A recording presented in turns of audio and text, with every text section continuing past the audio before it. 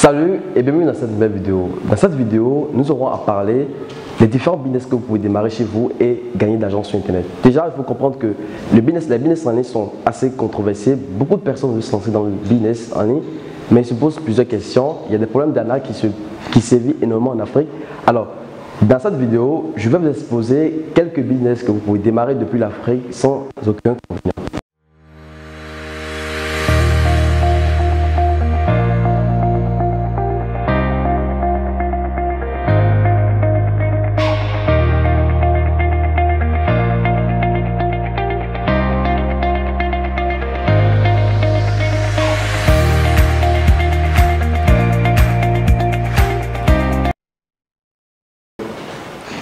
Alors, le premier business que je vais vous expliquer, c'est le freelance. Déjà, peut-être que vous avez déjà entendu parler de freelance, mais je vais vous expliquer de manière très simple. Freelance, c'est le fait de vendre ses compétences sur Internet. Déjà, il faut comprendre que pour être un freelanceur, c'est qu'il faudrait que vous ayez des compétences requises. C'est que tu connais quelque chose que tu veux vendre sur Internet. Alors, j'explique de manière très simple que tu es un designer ou carrément tu sais comment monter des vidéos YouTube ou carrément tu sais écrire des scripts de vidéos ou carrément tu sais faire de la publicité Facebook, des tas de trucs.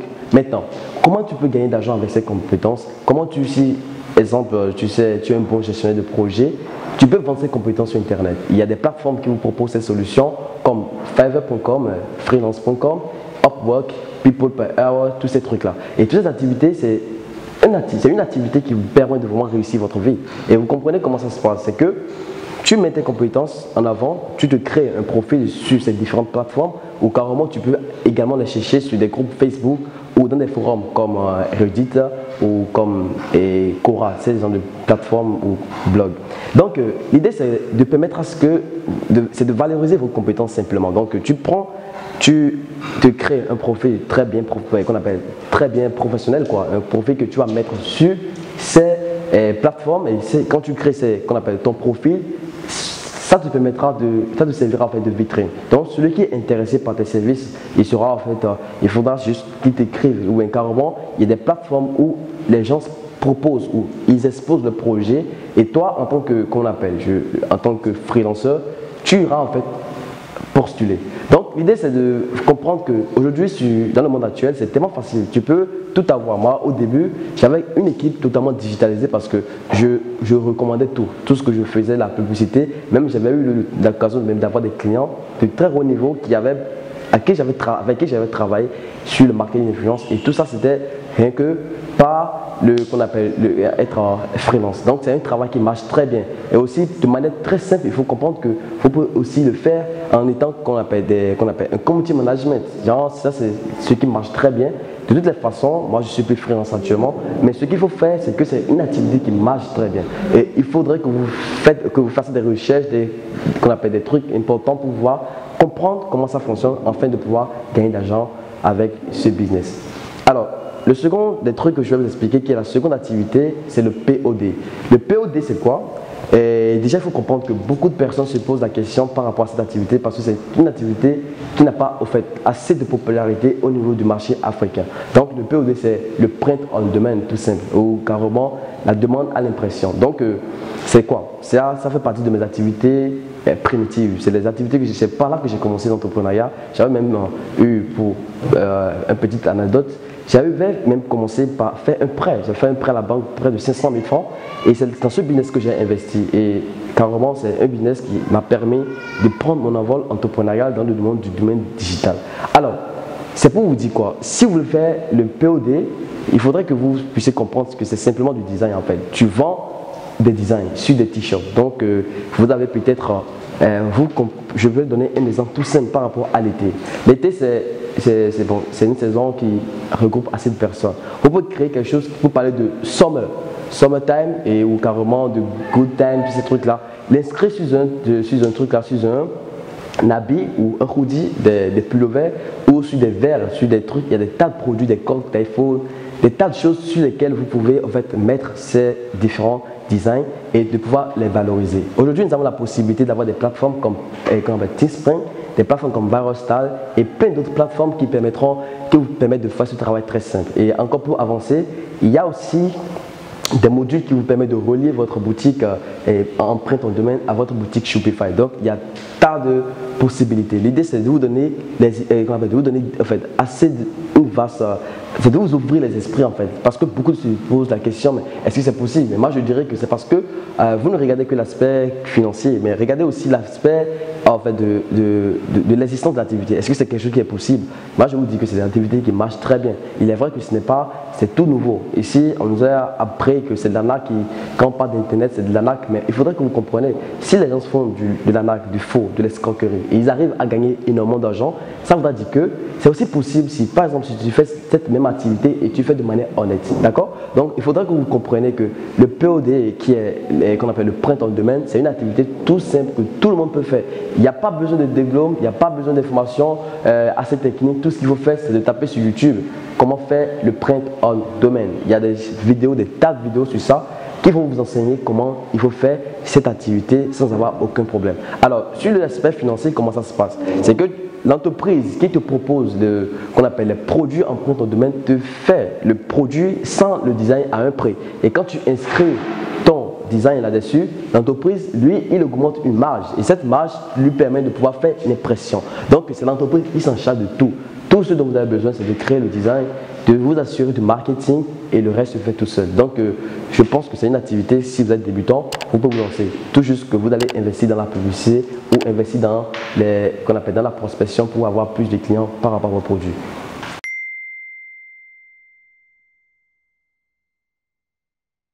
Alors, nous allons parler maintenant de l'affiliation. Et l'affiliation, de manière très simple, c'est un démarcheur en ligne. Les gens se disent que mais, comment je fais l'affiliation et comment ça se passe l'affiliation?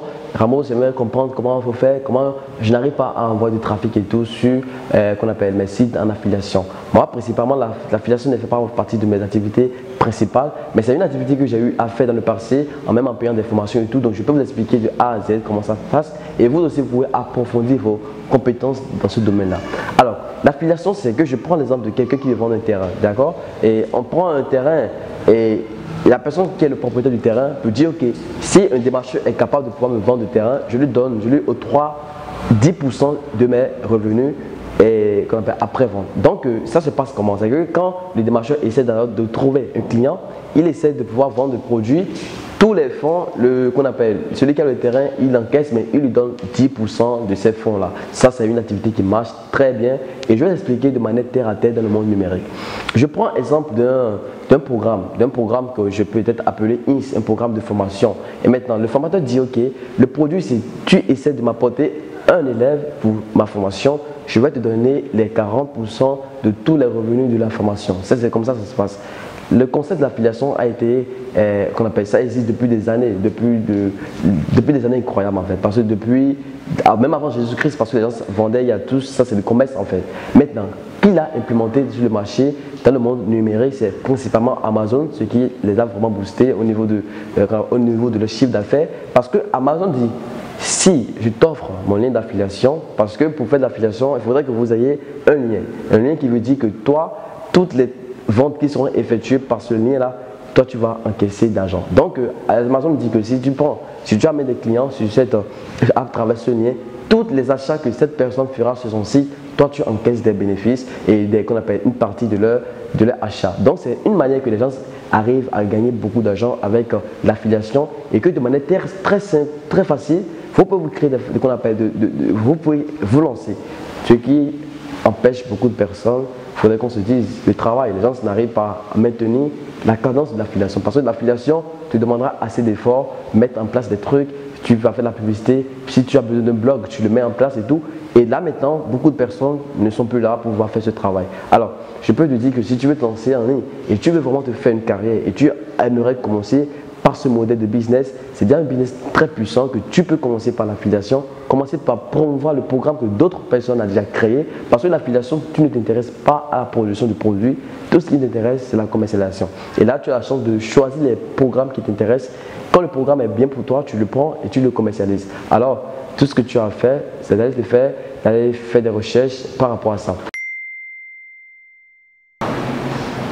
Alors, avant de continuer, il faudrait que vous puissiez rester jusqu'à la fin de cette vidéo parce que les deux derniers business seront des business assez incroyables. Alors, le troisième business que je peux vous conseiller, c'est quoi? C'est la création d'une chaîne YouTube. Avant de commencer, je dirais que vous connaissez Alex Merrill, vous connaissez qu'on appelle les gens qui font comme Takam, les gens qui ont des chaînes YouTube, assez de personnes qui font des humoristes en fait, vous les connaissez. Et à part ça, vous connaissez aussi des artistes qui mettent leurs vidéos sur YouTube. Alors, je vais juste parler d'abord du potentiel financier et après vous parler de comment vous pouvez vous y prendre. Je vais vous comprendre que sur YouTube, c'est le coup par clic. Donc, YouTube vous paye en fonction des vues. Donc, si par exemple vous êtes dans une niche donnée, YouTube a un coup par clic pour un CPM. En fait, je dirais un CPM qui veut dire en fait l'impression sur 1000. Donc, YouTube vous paye sur une expression de 1000 vues en quelque sorte. Donc déjà il faut comprendre que je suppose que tu as une vidéo et ça a plusieurs millions de vues, environ 2 millions de vues, ça voudra dire que tu vas gagner énormément d'argent. Je parle aussi peut-être des femmes qui font peut-être le make-up, des gens qui parlent de la beauté et tout, qui parlent de la restauration. Le second des opportunités que vous avez encore, c'est de faire des partenariats rémunérés. Genre une plateforme, faites confiance à ce que vous faites, ou une entreprise qui est peut-être qui est en train de faire sortir des gammes de produits peut vous envoyer ces produits et que vous puissiez les promouvoir et vraiment faire énormément d'argent. Ça, c'est ce qu'on appelle les influenceurs et qui utilisent la chaîne YouTube. Et pour un simple anecdote, il faudrait que vous compreniez que les gens font juste un seul post et ils sont à plus de 3 millions de francs CFA pour juste 24 heures. Donc, le potentiel est énorme. L'Internet aujourd'hui vous offre des avantages incroyables, des activités qui peuvent vous générer des centaines de millions en intervalle de 5 ans, c'est déjà possible. Alors, comment vous pouvez vous lancer? C'est très simple, comme je fais actuellement, c'est comme ça que ça se passe. Il faudrait que vous ayez la lumière, votre caméra. Moi, quand vous regardez mes premières vidéos, j'ai commencé avec mon smartphone, un smartphone c'est pas en fait trop avancé et tout, et j'ai commencé par là. Et maintenant, au fur et à mesure, vous allez développer vos équipements. Donc, c'est comme ça en fait avec la chaîne YouTube. La chaîne YouTube vous permet d'être visible. Vous pouvez mettre vos activités en avant. Moi, j'ai reçu assez d'opportunités grâce à ma chaîne YouTube. Et c'est ça où je vous dis que vous pouvez réussir, vous aussi, en mettant une chaîne YouTube, en parlant de quelque chose, en parlant peut-être de ce que vous aimez, de votre passion. Peut-être c'est le voyage, si vous avez l'habitude de voyager. Je ne sais pas, si vous êtes en Afrique, forcément vous connaissez quelque chose, vous avez une compétence. Vous pouvez aussi les valoriser avec des vidéos et ces vidéos vont obligatoirement intéresser. Il ne faut pas oublier, YouTube, les gens l'appellent, c'est un réseau social, mais en même temps c'est un moteur de recherche très puissant parce qu'aujourd'hui les gens ont du mal à lire. Donc c'est facile pour moi. Regardez pour vous, c'est très compliqué pour vous d'aller regarder une vidéo et d'aller écrire, d'aller lire un blog qui parle des activités en ligne. Mais c'est facile pour vous d'écouter quelqu'un qui parle de ça, même si vous êtes dans votre lit, vous pouvez écouter ça et ça va vous permettre de pouvoir comprendre de manière très simple. Juste 10 minutes, c'est déjà bon. Alors, il faut créer une chaîne YouTube si vous voulez gagner d'argent. Alors maintenant, nous allons parler de l'e-commerce en Afrique. Déjà, il faut comprendre que le e-commerce est possible en Afrique. Pour les gens qui ont des pensées limitantes, c'est vraiment possible de faire le e-commerce en Afrique. Tout ce qu'il faut faire, c'est de y croire et de comprendre comment ça se passe.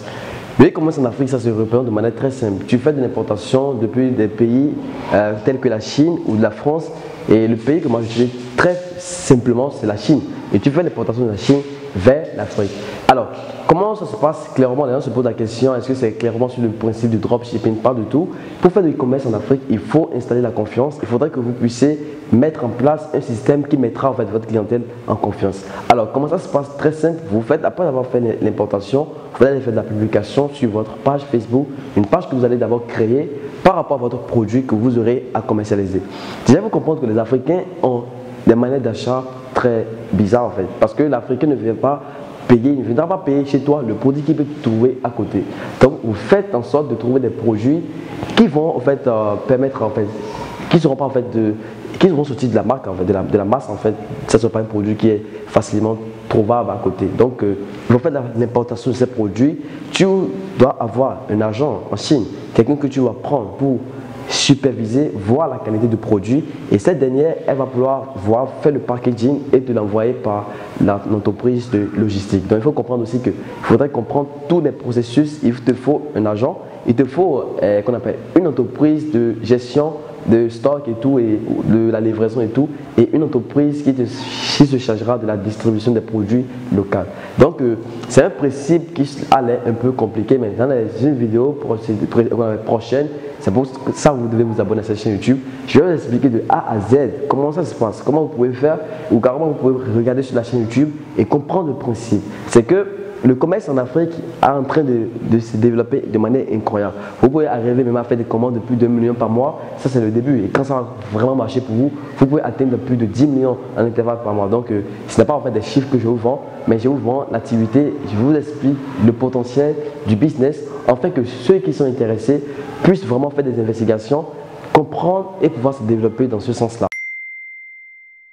Maintenant, nous allons parler du dropshipping. Le dropshipping, c'est un business qui intéresse beaucoup de personnes, mais beaucoup de personnes n'arrivent pas à réussir parce qu'ils n'ont pas réellement les vraies compréhensions de l'activité. Il faut comprendre que le dropshipping, comme le nom le dit, c'est que vous servez de qu'on appelle de supplier, genre vous faites l'importation. Vous ne faites pas en fait l'importation à ce niveau. C'est le e-commerce en Afrique que vous faites l'importation, mais au niveau du dropshipping, vous vendez un produit que vous n'avez pas. Donc, vous irez en fait créer une boutique au niveau de Shopify. Shopify, c'est une plateforme qui vous permet de pouvoir créer une boutique Shopify et qu'on appelle une boutique très simple avec qu'on appelle pas assez de connaissances techniques assez approfondies. Mais si vous avez aussi ces compétences, c'est aussi quelque chose qui vous permettra de pouvoir réussir la création de votre site. Maintenant, une fois que vous créez le site, vous allez en fait importer le produit pour que le site puisse avoir à mettre en avant vos produits que vous vendez. Et comment ça se passe?